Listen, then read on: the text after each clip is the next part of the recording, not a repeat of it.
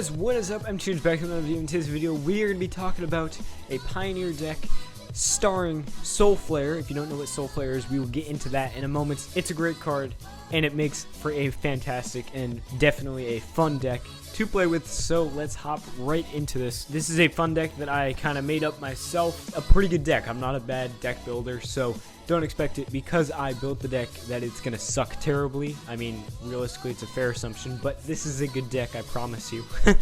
So let's hop straight into this. I got a fresh cut for this video. Let's go. So normally I go creatures right away, and we go least to most expensive, but today, because we have a deck revolving around one card, I'm going to read off Soulflayer first, which is the star of the deck.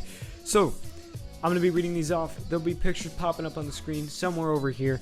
Soulflayer is 4 double black 4/4, and you're going to have 4 of these because it's revolving around this card. It's got Delve. Each card you exile from your graveyard while casting the spell pays for 1 colorless mana. If a creature card with flying was exiled with Soulflayer's Delve ability, Soulflayer has flying. The same is true for First Strike, Double Strike, Death Touch, Haste, Hexproof, Indestructible, Vigilance, Lifelink, Reach, Trample. It's a good card. We are revolving this deck around this card, and basically what we're going to be doing, the goal of this deck is to shove cards into our library that are super strong, and basically turn Soulflayer into a crazy powerful creature. So yeah, let's hop into the rest of the creatures here. So now we're going to be starting off with the cheapest mana costing, and then we'll go up the list. 3 Bomat Carriers, 1 colorless, 1/1 haste. When it attacks, you exile the top card of your library face down, and you cannot look at it. For a red, discard your hand. It sacrifices Bomat Carrier. Put all cards exiled with Bomat Carrier into their owner's hands. So this is a great card to put a ton of cards into your graveyard almost immediately. Using Bomat Carrier, we can discard our hand, and then if we draw into a Soulflayer, boom, we basically win the game right there. And I'll explain why as we keep going here. You'll see why this deck is so powerful as we keep going. That's basically how this deck is going to work. Gifted Aetherborn is 2 black, 2/3 Death Touch, Lifelink. So this is something we want in our graveyards to give Soulflayer the ability to have Death Touch and Life. We're going to have 2 of these, so no, not a ton of these, but 2 is plenty, and they're definitely a powerful card to have for this kind of deck. Next, we're going to have 4 Grim Flayers. Green in a black, 2/2 trample. Whenever Grim Flayer deals combat damage to a player, look at the top 3 cards of your library, put any number of them into your graveyard, and then the rest on top of your library in any order. Delirium, Grim Flayer gets +2/+2 as long as there are 4 or more card types among cards in your graveyard. So this could be a really powerful card. This is one that we want to have on the battlefield. We can make a 4/4 creature for 2 mana at some point in the game, and we can also shove cards into our graveyard, which is a great thing to be able to do. Lotlith Troll, we're going to have 3 of these bad boys. For Demir, green and a black, 2/1 trample. Discard a creature card, put a +1/+1 counter on Lotlith Troll. And for black, regenerate Lotlith Troll. So this is great because it's going to be able to give Soulflayer trample, and we can also discard a creature card to put a +1/+1 counter on Lotlith Troll. This is a very powerful thing because most of the things that we want to get in our graveyard so that Soulflayer can be super powerful are creatures. So we can discard creatures, get value for it, and then later on get value for it so we can make an insanely powerful Soulflayer. So it's a win-win scenario. 3 Sylvan Caryatids, 1 in a green, 0/3 defender, hexproof. Tap it to add 1 mana of any color to your mana pool. Now, this one is not one you want to exile when you are casting Soulflayer because it's going to give it defender. We don't really want that. Maybe you do in one situation, but it will give it hexproof, so I guess there's a pro and a con there. But typically, you're not going to want to exile. So because of the text on Soulflayer, it cannot receive defender when exiling cards. Therefore, we can exile Sylvan Caryatid, and it will only receive the hexproof off of Sylvan Caryatid. However, this card is mostly going to be put on the battlefield for us, and then if it ends up in the graveyard, it should typically be from dying, or we're at a point in a game when we just don't need the mana ramp. But this one's going to help us fix our colors because there are 4 colors that we are running in this deck, so mana fixing is definitely a good thing to have. as well as hexproof is always a good thing for Soulflayer.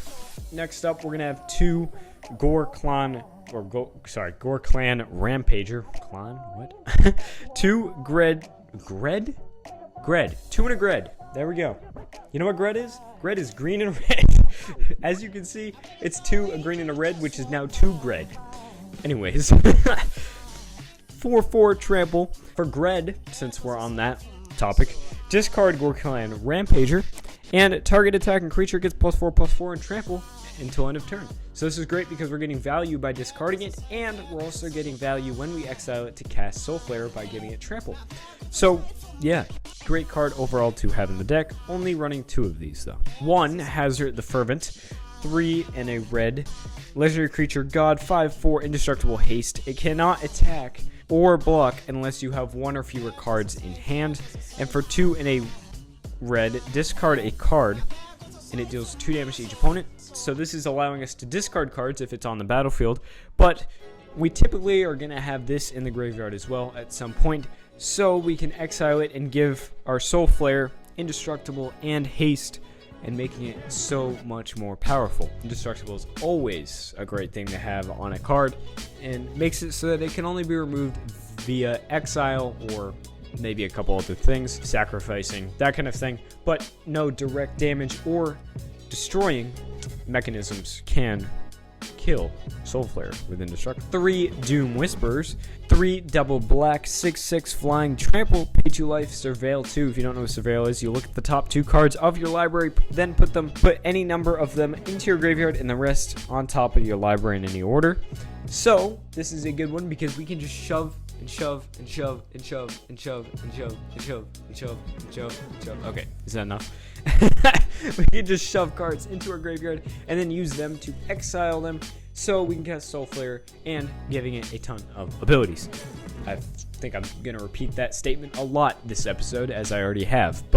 And this is a 6/6. If I didn't already say that, I might have. It has flying and tramples, so therefore, if we exile this with Soulflayer, we get flying and trample. Always a great thing. 4 Samut, Voice of Dissent. This is a fantastic one to have. 3 red and a green. 3/4 legendary creature, human warrior, flash, double strike, vigilance, and haste. Other creatures you control have haste, and for white and tap it, untap another target creature. Now typically, this is going to be in the graveyard. However, it is freaking amazing if it's also on the battlefield. So either way, it's a win-win scenario here. Unless it immediately gets exiled from your hand, then you're losing. But there's 2 ways you can win and 1 way which you can't, and the odds of that happening are pretty slim. So you should be okay.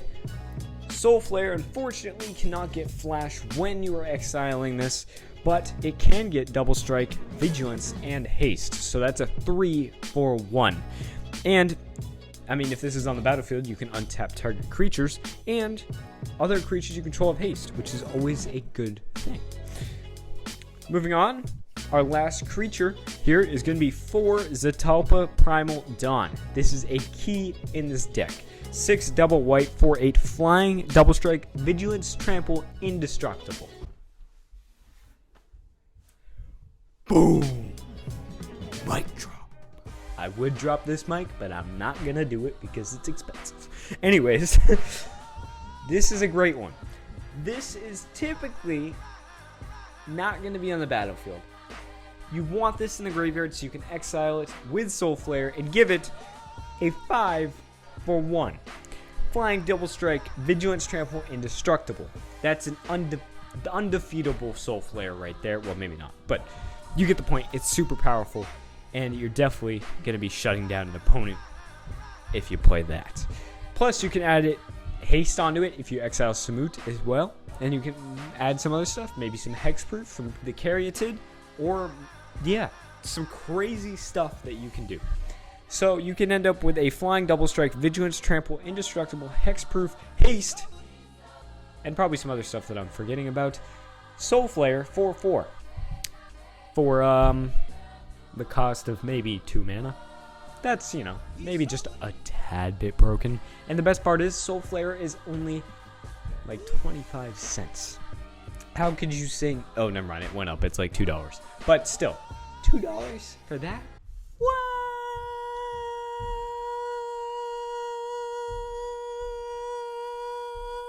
Okay. I'm getting too excited. All right, let's move on to our sorceries instance. We have 4 Traverse the Elven Weld, also helping us put cards in our graveyard and helping us get the mana we need to play our cards. 1 green sorcery. Search your library for a basic land card, reveal it, put it into your hand, and then shuffle your library. Delirium. If there are 4 or more card types among cards in your graveyard, which often that would probably happen, instead search your library for a creature or land card, reveal it, put it into your hand, and then shuffle your library. So you're putting a sorcery in your graveyard. You're not putting anything directly into your graveyard other than the sorcery itself. However, the sorcery, you're putting in the sorcery, you can then get Grim Flayer closer to being +2/+2. Or if you're playing Gore Clan, why did I say it like that again? The 2 Gred guy. If you're playing that guy, you also get closer to him being +2/+2. Win-win scenario, you know what I mean? Grizzly Salvage is our other instant, well, our only instant. 4 of these for how can I say black and green? For Grack, I just did that. Okay, anyways, for Grack, instant reveal the top 5 cards of your library. You may put a creature or land card from among them into your hand and the rest into your graveyard. So that's 4 cards immediately going into your graveyard, and maybe 5. If you don't see a Soulflayer, maybe you're putting all 5 of those cards, and maybe you get 4 creatures into your graveyard. There you go. You got Soulflayer out for 2, and you got some good stuff. Okay, moving on to our lands.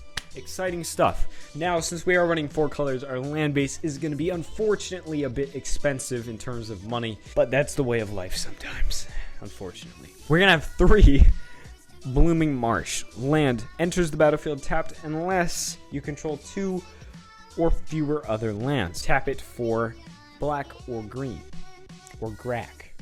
You can tap it for Grack. No, you can't tap it for Grack. You can tap it for Gra or K. Okay, I'm moving on. 2 Concealed Courtyard. Same thing. It can come in untapped if you have 2 or fewer other lands. And this one, you can tap for Bite. Yep, you can type it for bite, buy, or t. In other words, you tap it for black or white. That is a good one. This is effectively a cheaper version of Shocklands for us, while not being able to play Fetch Lands because they're banned. We can still play these, and Shocklands, to be honest, aren't as good without Fetch Lands because you can't fetch for them. These are a perfectly fine half-priced supplement to your good old Shocklands. We're gonna have 3 forests. 1 Inspiring Vantage can come in untapped as long as you control 2 or fewer lands, just like the other 2. And this is gonna tap for right. All right, so right, in other words, red or white, because you know we're all about that right now. So you can type it for right or t. I don't know. I'm continuing the joke because I messed up earlier, okay? I thought it was funny. I hope you think it's funny too. Anyways, you're gonna have 1 of those if I didn't already say that.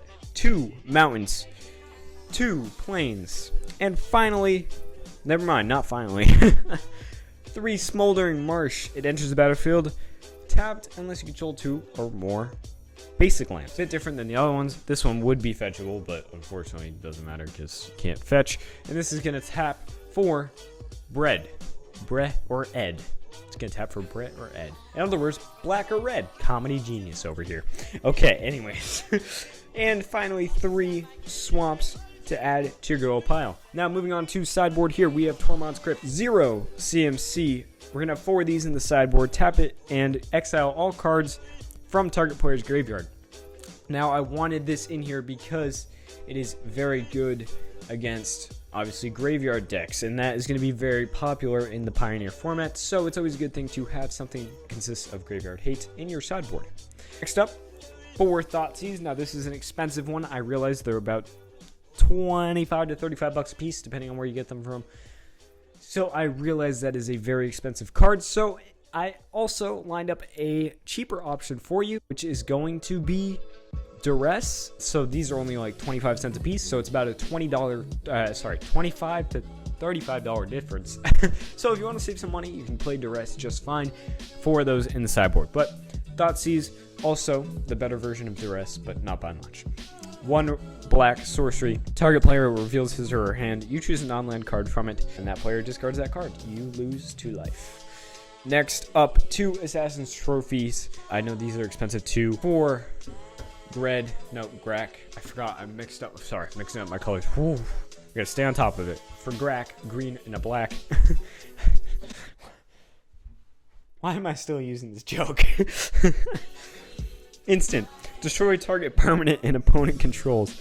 Its controller may search their library for a basic land card, put it onto the battlefield, and then shuffle their library. So just great removal if you need to get rid of something that your opponent is using to win the game consistently every time. Definitely a good thing to have. 3 Damping Sphere. 2 colorless artifact. If a land is tapped for 2 or more mana, it produces colorless instead of any other type and amount. Each spell a player costs 1 more to cast for each other spell that players cast this turn. And then 3 of those if I didn't already say that. Now, the reason being why we want this, as you may know, this is typically run in Modern, or maybe some other sets, to prevent Tron from happening. Now, we're running this in here because although there isn't Tron, we can prevent our opponent from playing spells as cheap. And it's not really hurting us because our Soulflayer is already going to be easily castable because it can be cast for like 2. Be cast from anywhere from like 6 to 2. With this, it's not really hurting us, especially since it has that Delve ability. And to top it all off, we're going to have 2 Leyline of the Void, 2 double black enchantments. If Leyline of the Void is in your opening hand, you may begin with it on the battlefield. And if a card would be put into opponent's graveyard from anywhere, exile it instead. Now, it is opponent's graveyard, so it's not hurting us. And once again, it is helping us prevent any graveyard abilities that our opponents may be using. And the reason I have so much graveyard hate is, like I said, it's a very popular thing in the Pioneer format.